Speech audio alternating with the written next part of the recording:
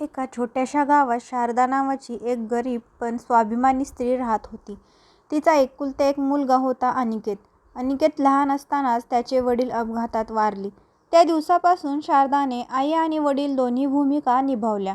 लोकांच्या घरची धुणीभांडी केली, शेतात मजुरी केली, उपाशी राहिली, पण मुलाला कधी उपाशी झोपू दिलं नाही. तिचं एकच स्वप्न होतं, माझा मुलगा मोठा अधिकारी व्हावा. अनिकेतही अभ्यासात खूप हुशार होता. आईचे कष्ट पाहून तो जीव तोडून अभ्यास करायचा. शारदाने आपल्या लग्नात मिळालेल्या सोन्याच्या बांगड्या विकल्या, घरावर कर्ज काढलं आणि मुलाला शहरात शिकायला पाठवलं. निरोप देताना ती एवढंच म्हणाली, बाळा, कितीही मोठा झालास तरी माणुसकी कधी सोडू नकोस. अनिकेतने आईचे हात हातात घेतले आणि म्हणाला, आई, मी तुला कधीच एकटं सोडणार नाही. काळ पुढे सरकत गेला. अनिकेतने शिक्षण पूर्ण केलं. त्याला पुण्यात मोठ्या कंपनीत नोकरी मिळाली. पहिला पगार मिळताच त्याने आईसाठी सुंदर साडी आणि चप्पल आणली. शारदाच्या डोळ्यात आनंदाश्रू आले. तिला वाटलं, आता आपले कष्ट संपले. काही वर्षांनी अनिकेतचं लग्न प्रिया नावाच्या सुशिक्षित मुलीशी झालं. सुरुवातीला प्रिया शारदाशी प्रेमाने वागत होती, पण काही महिन्यातच तिचा स्वभाव बदलू लागला. तिला गावाकडच्या सवयी, साधं राहणं आणि शारदाचं निरागस बोलणं आवडेनासं झालं. ती सतत अनिकेतच्या कानात आईबद्दल तक्रारी करू लागली, तुझी आई काहीच नीट करत नाही. आपल्या पाहुण्यांसमोर मला लाज वाटते. आपण वेगळं राहायला हवं. अनिकेत सुरुवातीला प्रियाला समजावून सांगायचा, पण रोजच्या भांडणामुळे तोही त्रासून गेला. एक दिवस प्रियाने स्पष्ट शब्दात सांगितलं, एकतर मी या घरात राहीन किंवा तुझी आई. हे ऐकून अनिकेतच्या पायाखालची जमीन सरकली. त्याने आईकडे पाहिलं. शारदाने मुलाच्या चेहऱ्यावरचं दुःख ओळखलं होतं. दुसऱ्या दिवशी सकाळी अनिकेत म्हणाला, आई, तुला एका ठिकाणी घेऊन जायचं आहे. तिथे तुझी व्यवस्थित काळजी घेतली जाईल. शारदाला सगळं समजलं होतं. तरीही ती शांतपणे म्हणाली, चल बाळा. गाडी शहराबाहेर जाऊन एका वृद्धाश्रमासमोर थांबली. फाटकावर मोठ्या अक्षरात लिहिलं होतं, आनंद वृद्धाश्रम. ते शब्द पाहता शारदाच्या डोळ्यात पाणी आलं. पण तिने मुलासमोर एकही अश्रू येऊ दिला नाही. ती फक्त हसत म्हणाली, तू आनंदात राहा बाळा, माझी काळजी करू नकोस. अनिकेतने आईला वृद्धाश्रमात सोडलं आणि एकदाही मागे वळून न पाहता निघून गेला. शारदा मात्र बराच वेळ त्या रस्त्याकडे पाहत उभी राहिली, ज्या रस्त्याने तिचा मुलगा तिच्यापासून कायमचा दूर गेला होता. शारदाने अनिकेतकडे शांत नजरेने पाहिलं. तिच्या डोळ्यात राग नव्हता, तक्रार नव्हती, फक्त मायेचा अथांग सागर होता. अनिकेत तिच्या पायाशी कोसळला, आई, मला माफ कर.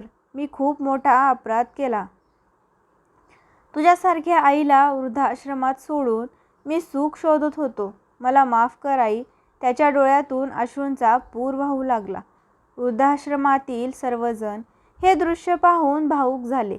शारदाने थरथरत्या हाताने मुलाच्या डोक्यावरून हात फिरवला आणि म्हणाली, बाळा, आई आपल्या लेकरावर कधी राग धरत नाही.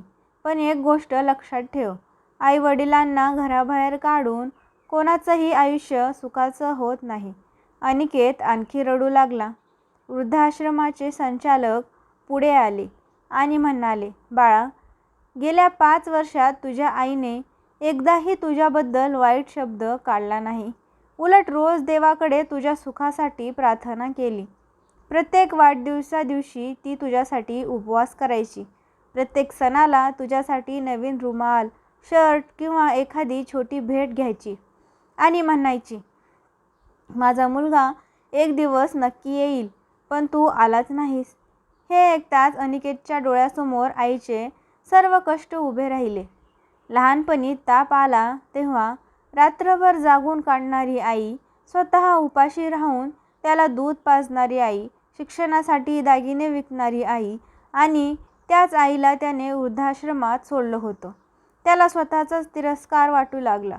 त्याने आईचा हात हातात घेतला आणि म्हणाला, आई चल आपण घरी जाऊ, यापुढे मी तुला कधीच एकटं सोडणार नाही.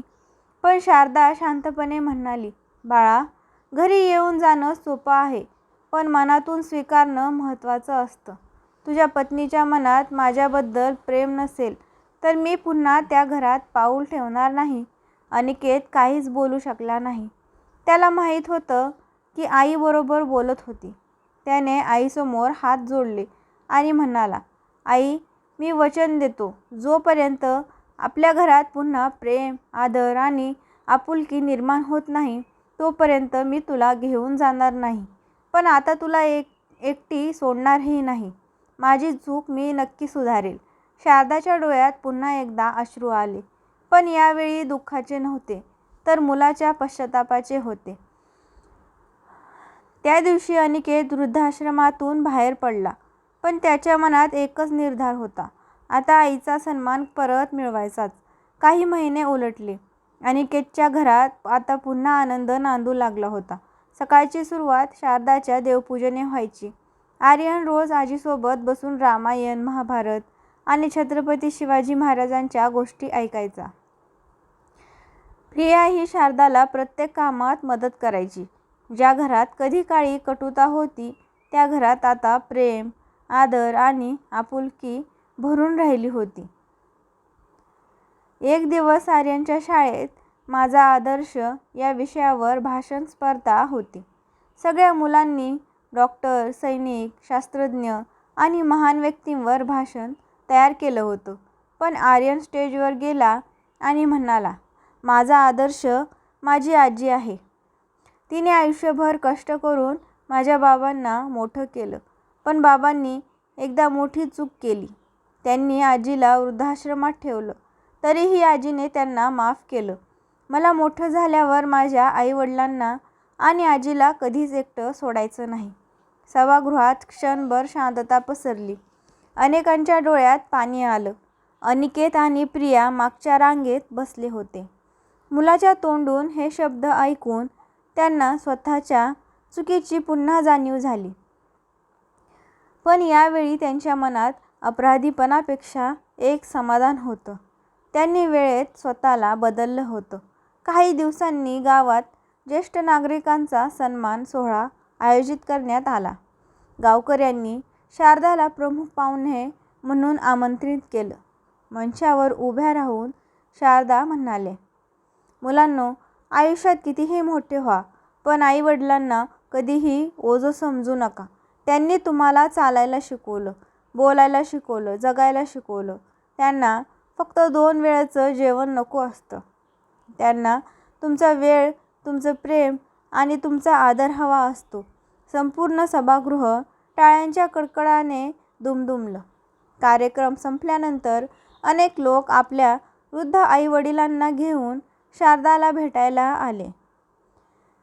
काहींनी तर त्याच दिवशी वृद्धाश्रमात असलेल्या आपल्या आईवडिलांना घरी नेण्याचा निर्णय घेतला.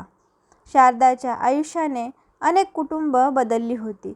घरी परतताना अनिकेतने आईचा हात हातात घेतला आणि म्हणाला, आई, मला दुसरा जन्म मिळाला असता तरी तुझं ऋण फेडू शकलो नसतो. शारदा हसली आणि म्हणाली, आईचं प्रेम कधी फेडायचं नसतं बाळा, ते पुढच्या पिढीकडे पोहोचवायचं असतं.